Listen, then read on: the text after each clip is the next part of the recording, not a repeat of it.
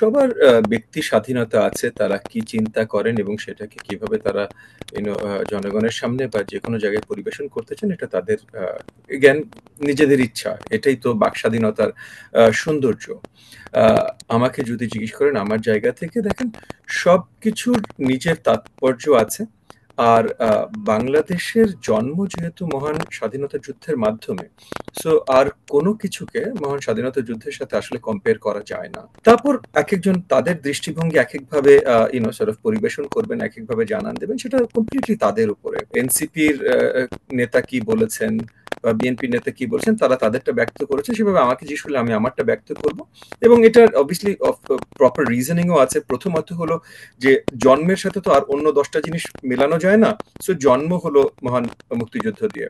So এটার সাথে অন্য কিছুর মিল হয় না। আবার আরেকটা যদি আলাদাভাবেও আসেন যে একটা যুদ্ধ সাথে কোনো আন্দোলনের কোনো কম্প্যারিজন হয় না। একটা আন্দোলন যত বড় আন্দোলনই হোক সেটা আন্দোলন।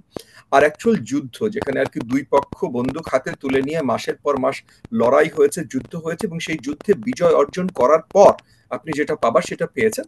সেটার সাথে নন যুদ্ধ কোনো কিছুর কম্প্যারিজন হয় না।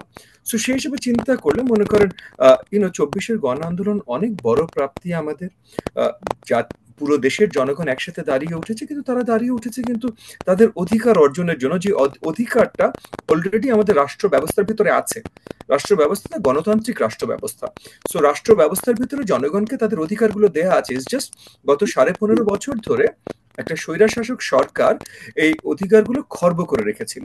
সো সেটার বিরুদ্ধে একটা গণ আন্দোলন তৈরি হয়েছিল।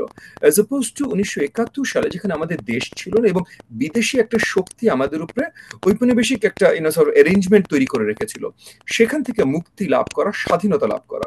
সো অবভিয়াসলি এত ভিন্ন জিনিস যে এই দুটোকে কোনোভাবে এক দাগে আনা যায় না, একটা কম্প্যারিজন আনা যায় না। তবে অনেকে যদি বলেন যে আমরা স্বাধীনতার পর আমাদের অনেকবার আন্দোলন করতে হয়েছে এবং এই আন্দোলন মানে এই যেই আলোকে আমরা স্বাধীনতা করেছিলাম, এই যে জনগণের অধিকার, সেই আন্দোলনের ভিতরে সবচেয়ে বড় আন্দোলন এই পর্যন্ত ছিল ২৪-এর গণ আন্দোলন, তাহলে সেটাও ঠিক। দুটোর কম্প্যারিজন এমনিতেই করা উচিত না, এটা আমার ধারণা।